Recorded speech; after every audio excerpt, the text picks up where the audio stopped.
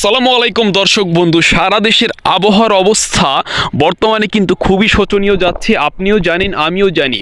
বাংলাদেশ সহ দেখতে পাচ্ছেন ভারতের বিভিন্ন জায়গায় বর্তমানে আবহাওয়ার যে কীরকম একটি বিরূপ অবস্থা চলছে আপনারা জানেন। এই যে দেখতে পাচ্ছেন, এইদিকে আমরা দেখতে পাচ্ছি আগ্রা, জয়পুর, এই যে ভারতের আগ্রার এই সাইডটাতে কি পরিমাণ যে ঘূর্ণন সৃষ্টি হয়েছে, এখানে কিন্তু মারাত্মক লেভেলের বৃষ্টি হবে।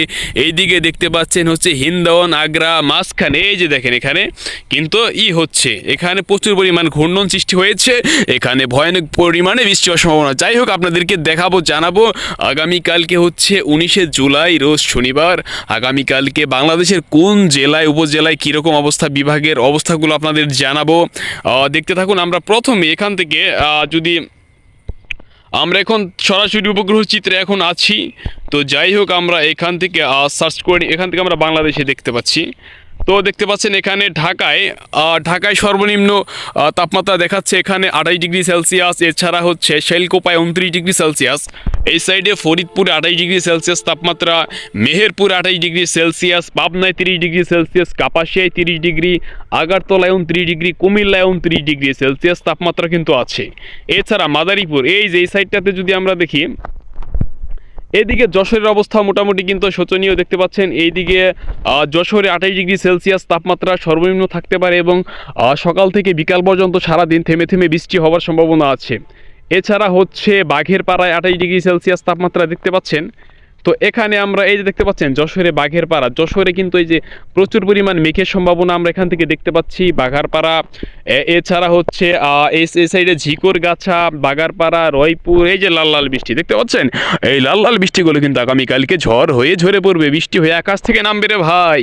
এখান থেকে টেম্পারেচারে চলে যাব এবং এখান থেকে স্যাটেলাইটটা আমরা আরেকটু হালকা ছোট করে নেব। এই সাইডটাতে আমরা যদি দেখে নেই, এই যে কৃষ্ণনগরে 28 ডিগ্রি সেলসিয়াস তাপমাত্রা সর্বনিম্ন থাকতে পারে রে ভাই। তো দেখতে পাচ্ছেন এখানে কি পরিমাণ বৃষ্টির সম্ভাবনা। পাবনাতে 30 ডিগ্রি সেলসিয়াস তাপমাত্রা। এছাড়া হচ্ছে ঈশ্বরদীতে 30 ডিগ্রি সেলসিয়াস তাপমাত্রা থাকতে পারে সর্বনিম্ন এবং সারাটি দিন থেমে থেমে বৃষ্টি হবার প্রচুর পরিমাণে সম্ভাবনা আছে। এছাড়া দমকালে 29 ডিগ্রি সেলসিয়াস, এছাড়া মুর্শিদাবাদে 29 ডিগ্রি সেলসিয়াস তাপমাত্রা আমরা দেখতে পাচ্ছি। এছাড়া হচ্ছে বেহেরামপুরে 29 ডিগ্রি সেলসিয়াস, এছাড়া হচ্ছে ভাগনগোলায় 29 ডিগ্রি, রাজশাহীতে 30 ডিগ্রি সেলসিয়াস দেখতে পাচ্ছেন। এখানে নাটোরে 29 ডিগ্রি সেলসিয়াস তাপমাত্রা আছে। আমরা এখান থেকে উপগ্রহ থেকে রেইন থান্ডারটা মেপে নেব, কোথায় কোথায় কি পরিমাণ হচ্ছে বৃষ্টির এই যে ঝলকানি। এখানে দেখুন আপনারা দর্শক বন্ধু, এখানে কিন্তু লালপুরে দেখতে পাচ্ছেন, লালপুরে একদম কিন্তু এই যে সবুজ যে অংশটুকু রয়েছে, এখানে কিন্তু ভারী বর্ষণ হবে দর্শক বন্ধু, ভারী বর্ষণের প্রভাব আমরা দেখতে পাচ্ছি। এছাড়া এই সাইডটাতে দেখতে পাচ্ছি এইদিকে বৃষ্টি উড়ে যাচ্ছে হচ্ছে রাজশাহী, চারঘাট, এছাড়া হচ্ছে পুটিয়া, নাটোর, দমকাল, জালাঙ্গি, এছাড়া হচ্ছে বাঘা।